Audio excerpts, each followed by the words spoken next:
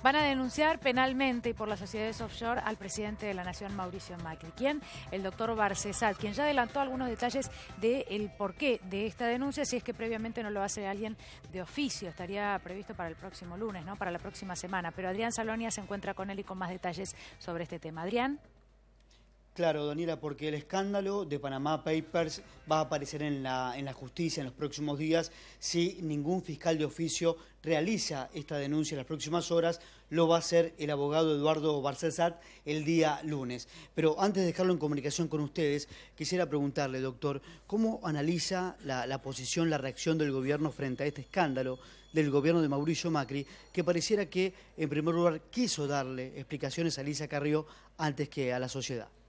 Bueno, creo que lo más grave de esto es que en lugar de asumir que debe haber una investigación sobre el tema, poner a disposición la documentación contable, los libros de las sociedades que han sido denunciadas o comunicadas a través de esta investigación periodística y el develamiento que se hizo de las sociedades offshore, ha optado por negar, es decir, por decir yo no fui, es papá, bueno, es otra sociedad, es otra persona, no funcionó la sociedad.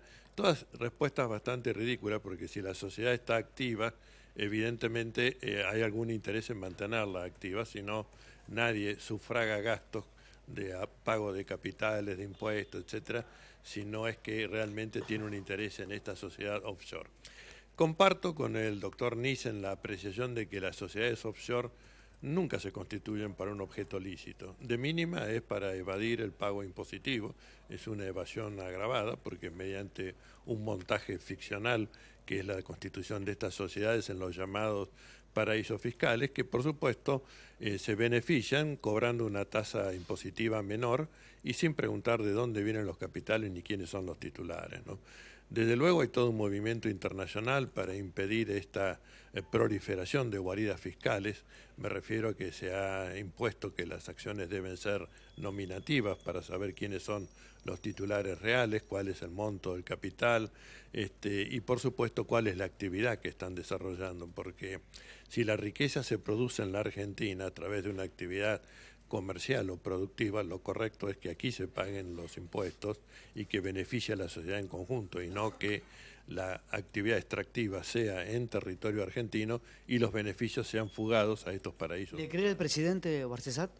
No, yo creo en la investigación, creo que debe ser investigado y que debe hacerse en dos escenarios. Uno, el judicial, obviamente, y el otro es el que corresponde al Congreso de la Nación, porque puede configurarse una hipótesis de mal desempeño o comisión de delito en ejercicio de la función pública, lo que se conoce como el juicio político, tendiente a la investigación de esta conducta. Creo que esto es mucho más productivo que comisiones investigadoras, que muchas veces producen informes muy valiosos, pero que no trascienden en ninguna medida orgánica. A ver, Javier, Daniela, los está escuchando el doctor, Gracias, Adrián. Bueno, doctor Barcesat, muy buenos días. Daniela Ballester y Javier Díaz, los saludamos desde aquí. Yo quería preguntarle, doctor, usted que tiene muchos años en la justicia y que además es constitucionalista, ¿qué interpreta de que nadie de oficio haya actuado en cuanto a, como mínimo, para transparentar? No digo con una intencionalidad político-judicial, pero digo como mínimo decir, bueno, a ver, surgió esto, vamos a investigarlo. Más allá de que tenga que presentarlo usted o algún otro abogado, no sé. ¿Qué interpretación hace? Bueno, la diferencia es que los habitantes de la nación argentina tenemos la habilitación, la facultad de promover denuncias frente a la presencia de un hecho que constituya delito de acción pública.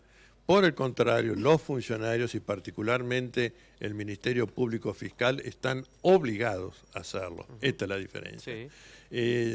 Lamentablemente, muchas veces hemos tenido que ocupar la función de fiscales en primera instancia, lo llamaría, de promover la denuncia, porque hay una lenidad, una complicidad, una actitud a veces rayana en el encubrimiento de no llevar a la investigación aquellos hechos que ameritan ser investigados. Tomemos el ejemplo de Islandia. Ya el premier inmediatamente cuando vio que esto se convertía en un escándalo presentó la renuncia para no perjudicar más de lo que ya perjudicó a su partido político.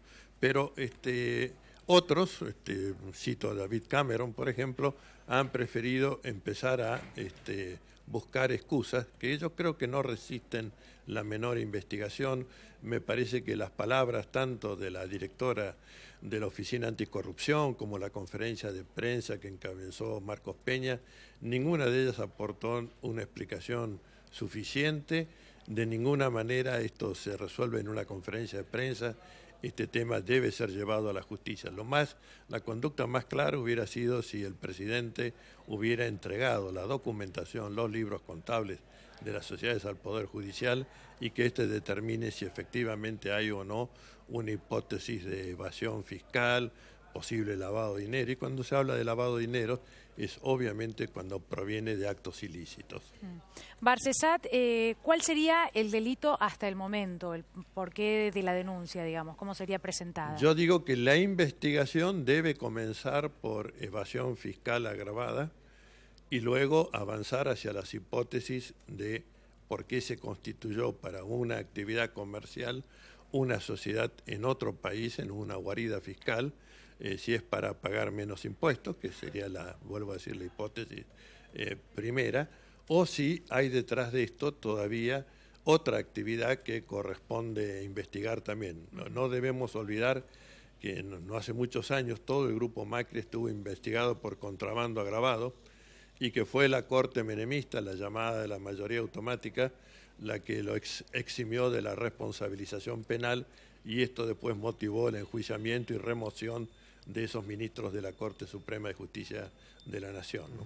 A ver, doctor, si el presidente hubiera decidido, a ver, que se investigue, a ver, lo que todos esperamos en realidad, es decir, bueno, a ver, estos son todos los papeles que tengo respecto de lo que me están endilgando.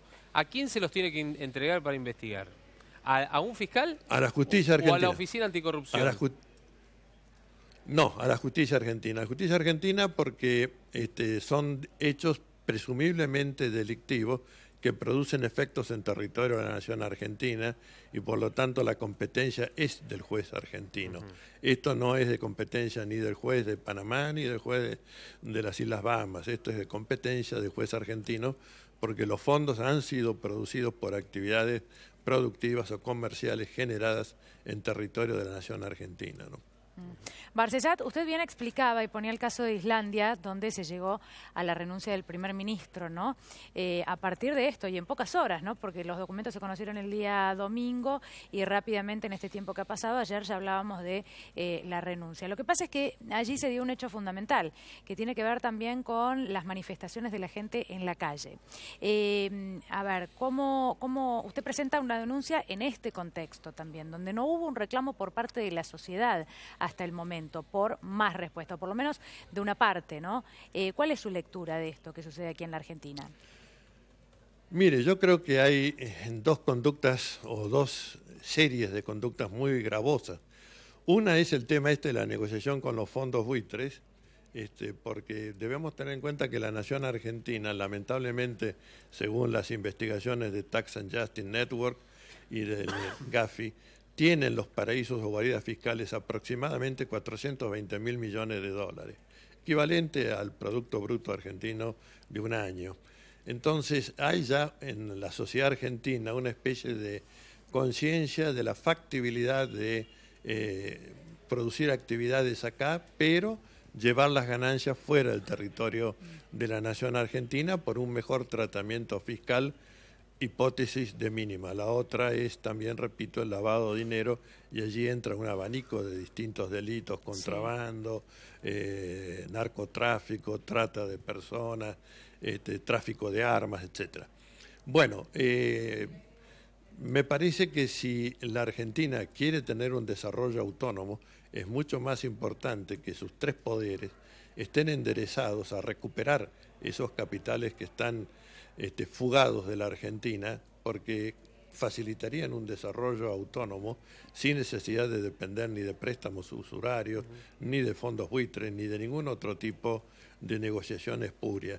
Debo hacer saber a la audiencia que en la causa que iniciamos hace 3 semanas con motivo de la negociación con los fondos buitres, se ha presentado a prestar declaración espontáneamente o a ampliar denuncia el señor Hernán Arbizu, quien ha pedido que se investigue precisamente la conexidad entre los fondos buitres y los depósitos de argentinos que están en bancos o entidades financieras extranjeras. Sí. Creo que hay una relación de causalidad entre ambas situaciones.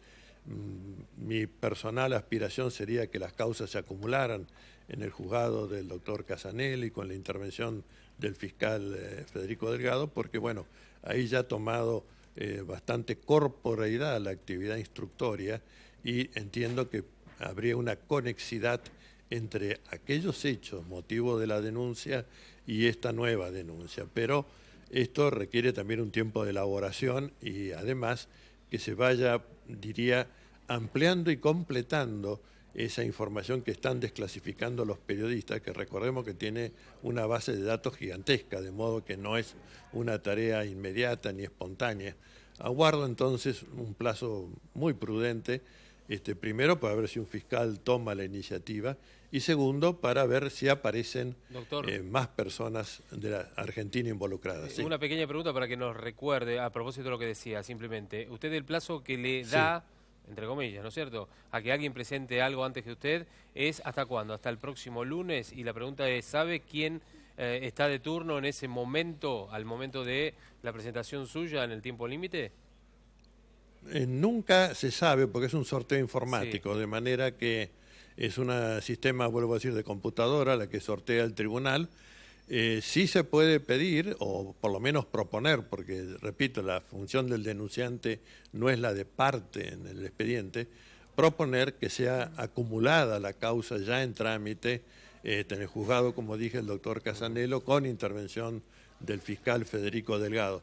Pero esto lo tiene que resolver el juez que recibe la denuncia y si corresponde, examinará si corresponde o no la acumulación. Pero repito, el sorteo es informático, yo no hago de ninguna manera forum shopping, ¿no? Barcesat, le pregunto por último, antes de despedirlo, ¿qué le parece el rol que ha tenido hasta el momento la Oficina Anticorrupción y por lo tanto su titular, Laura Alonso, a partir de la presentación de los Panama Papers y su respuesta a través de Internet?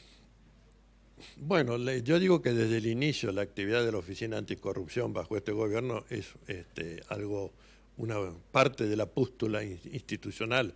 Recordemos que se modificó por decreto de necesidad y urgencia los requisitos para ser titular, para facilitar el nombramiento de Laura Alonso. Luego esta actividad de salir a dar explicaciones o de pretender encubrir o decir si eso no es delito, esta no es la función de la Oficina Anticorrupción.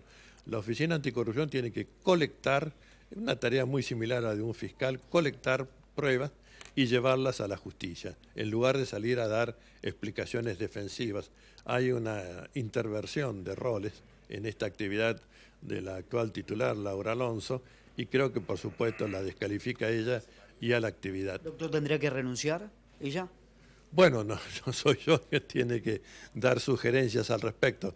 Diría que me parece descalificable la actividad y bueno, tendrá que haber de parte de los otros órganos del gobierno federal la actitud correspondiente para lograr, si esta Oficina Anticorrupción tiene que funcione como debe ser y no con un inicio ya de putridez institucional como es la reforma por decreto de la ley orgánica, y segundo, que haya alguien con competencia y que entienda que su tarea es una tarea independiente y no que está al servicio del poder de turno. Doctor Barcesat, le queremos agradecer mucho la explicación y de alguna manera la cátedra que nos ha dado una vez más. Muchísimas gracias, doctor, y gracias a Adrián también allí en el móvil.